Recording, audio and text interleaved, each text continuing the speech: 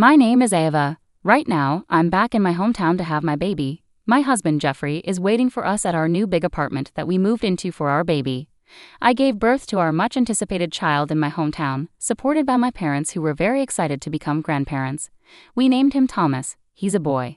When I told Jeffrey that Thomas was born, he texted back, "Congrats on the baby. Why don't you take it easy for a bit?" His message seemed a bit short to me. I thought he would be more excited since it's his son too. Jeffrey didn't even ask for a picture of Thomas and quickly ended the conversation.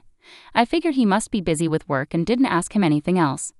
A few weeks after giving birth, I decided to return to the apartment where Jeffrey was waiting. I didn't want to take public transportation, so my dad agreed to drive me. I was excited to finally show Thomas to Jeffrey. Holding Thomas and with my dad carrying the luggage, we headed to our apartment where Jeffrey was supposed to be waiting for us. Today is Sunday, so Jeffrey should be home.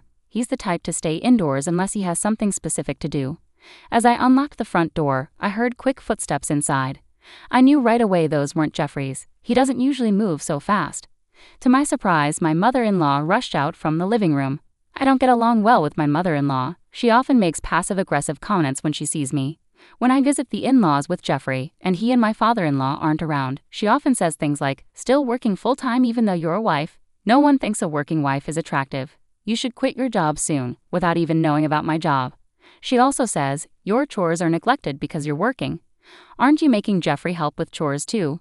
A wife should help her husband with everything, from changing his clothes to other tasks, making unrealistic demands. One day, Jeffrey overheard one of her remarks, but he only said, "Both of you get along, please." He seemed to think my mother-in-law and I were having a mutual argument, not realizing I was being unfairly criticized. Jeffrey knows I'm not comfortable around his mother. I'm sure she knows I don't like her either. That's probably why she chose to be here when I returned from my hometown after childbirth. As proof, my father-in-law isn't here. He's always been considerate, saying, "Ava must be tired of seeing her in-laws all the time. We'll keep our visits to a minimum." If he were here, he would probably just look at his grandchild and then leave. However, without my father-in-law, who usually keeps my mother-in-law in check, the situation was different. My mother-in-law immediately started comparing me to my newborn, Thomas, in my arms and sneered, "I thought I'd never see a grandchild while I'm still alive, since you've been working all this time. I wonder when you had time to have a child with another man." I was taken aback. Her first words were so harsh. My dad, who was carrying the bags, wasn't at the front door yet, so to my mother-in-law, it probably looked like I had returned alone. She thought we were alone and started venting. "Mil, why would you say such a thing? This child is genuinely mine and Jeffrey's." "Oh really? Jeffrey actually had a child with you? You're not very good-looking, to say the least. You're stubborn about not becoming a housewife, even though you're married." "I find it hard to believe that Jeffrey would have a child with someone as unattractive as you," she said. "Why don't you ask Jeffrey directly then? I think he'd tell you the truth." "Well, I'm asking you. Whose child is this?" I sighed. I didn't know how to talk to this clueless woman.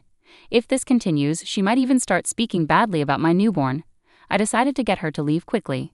Mil, I'm tired from giving birth.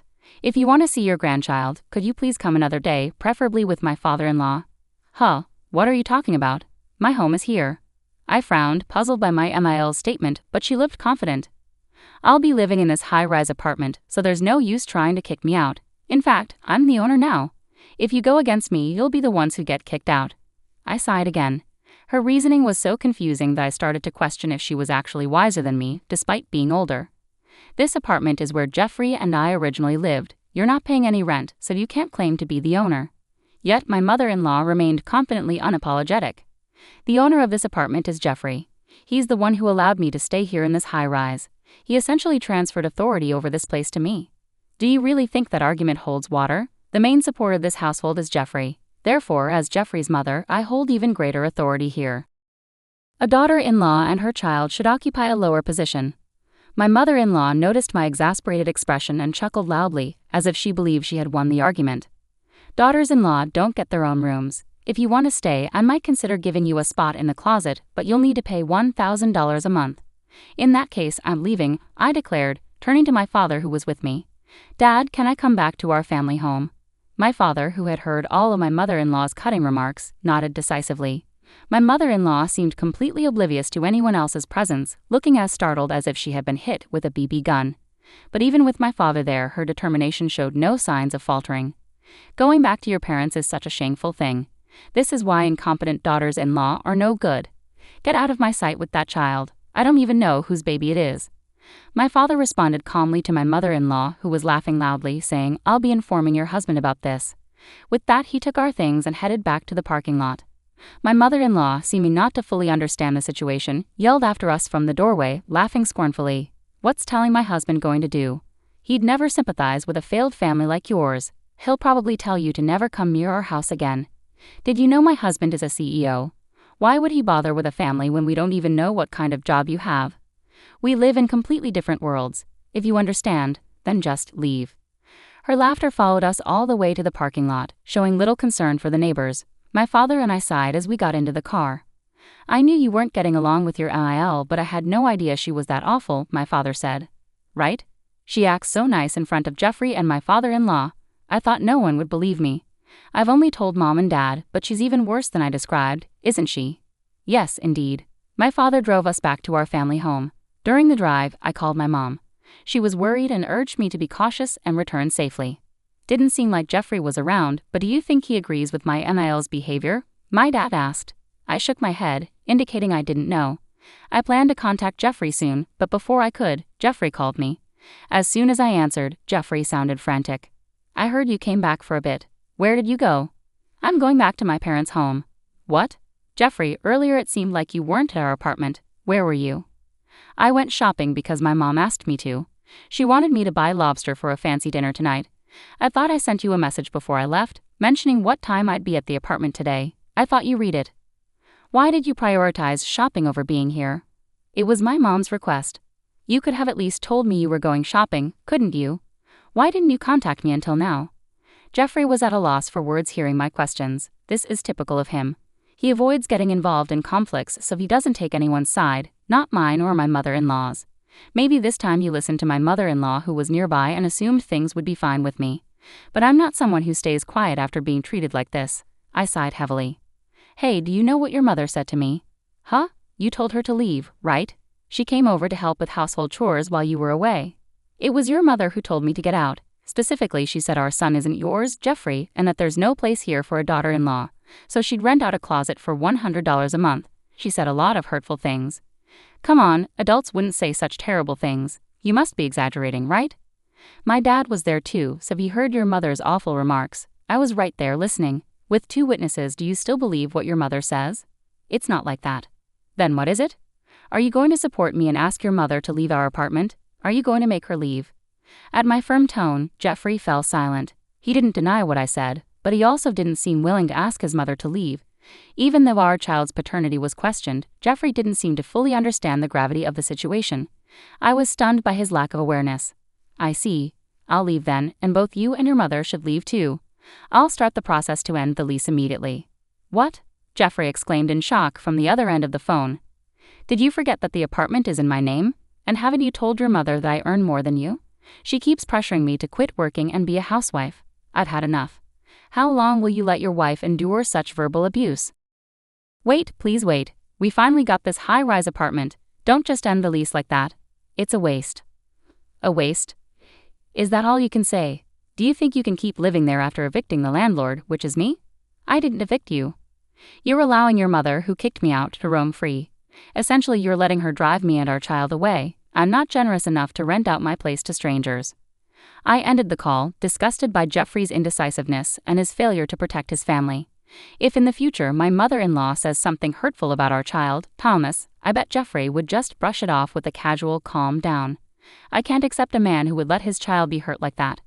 My job is flexible. I can work from anywhere with my computer, and my income is stable. I can take care of Thomas by myself. Actually, I don't need Jeffrey, especially if it means dealing with his irritating mother because of him. He doesn't strive for a promotion or further qualifications. He just relies on my earnings. My dad dropped me off at my parents' place and mentioned he had somewhere to go, likely to see Jeffrey's dad. My mother-in-law seems unaware of the mistake she made. She didn't even know that my father is also a business tycoon, as he and Jeffrey's dad are close through their roles as CEOs. They introduced their children to each other, resulting in Jeffrey and I getting married. It seems my mother-in-law either didn't care or wasn't informed, as she acted like she had no idea my dad was a CEO too. Her actions belittled both me and my dad reported it to Jeffrey's dad. Jeffrey's dad, unlike my mother-in-law, is sensible and decisive. He rightly scolded her for her behavior, as my dad told me later. Upon hearing this, Jeffrey's dad immediately summoned my mother-in-law and Jeffrey. He had her repeat the hurtful remarks she made about me and gave her a piece of his mind. Jeffrey tried to argue he wasn't present, but he was reprimanded for his initial attitude.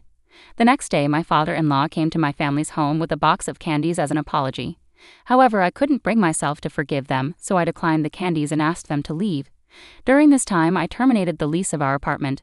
Jeffrey and my mother-in-law needed to move out by the end of the month, so they went back to their family home. They kept apologizing, but I pointed out, "You're only apologizing now that you realize the consequences for yourselves," and sent them away. Meanwhile, my father-in-law remarked, "Your abusive language towards the daughter of another company's president may have cost us a big deal. I don't want a wife who lacks common sense like you," hinting at possibly serving her divorce papers. Jeffrey, who worked at his father's company, was warned, "We can't keep someone without ambition here. If you don't show improvement in 3 months, you'll either be demoted or transferred to a different position."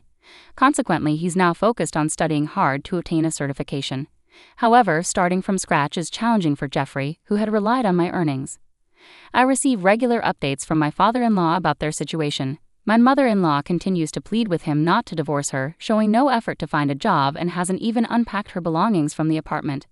Jeffrey, struggling with his studies, is now seeking help from colleagues who already have certifications, despite feeling overwhelmed. "I'm now considering giving you divorce papers and I've already filled out my section." When I called Jeffrey, he picked up after 3 rings. "Hello, Ava. Are you coming back?" "Why would you say that? You need to leave by the end of the month, remember? There's no coming back from this." "Did you really terminate the apartment lease?" "I was the one who was told to leave, remember?" "I'm so sorry. Please, let's live together again." "But don't you have that 3-month deadline? Either you'll be demoted or you'll have to change jobs. I can't keep supporting you. I can't see a future living with you anymore. I'll leave the divorce papers with your dad. Fill out your part." "Why divorce? I didn't ask you to leave." I sighed deeply. "It's true that you didn't kick me out of the apartment, it was your mother. But I'm upset that you didn't stand up for me against her. More importantly, the reason I can't see a future with you anymore is because you never once asked about our child. You didn't seem concerned about what our child looks like or how it felt to be told he might not be yours. When I told you about the birth, you didn't show any interest in our child. I don't feel any sense of responsibility from you as a father. That's why I can't imagine raising a child together with you." "What? Can't we ever reconcile?" I hung up immediately at his words. I don't want a father for our child who shows no interest in him. As planned, I gave the divorce papers to my father-in-law. After Jeffrey completed his part, the papers were returned to me and I promptly submitted them to the city hall. In the end, my mother-in-law got a divorce, and Jeffrey seemed to have been relocated to a place similar to Nebraska, moving from one relative's house to another. Currently, with the support of my parents and others, I'm giving all my love and attention to Thomas.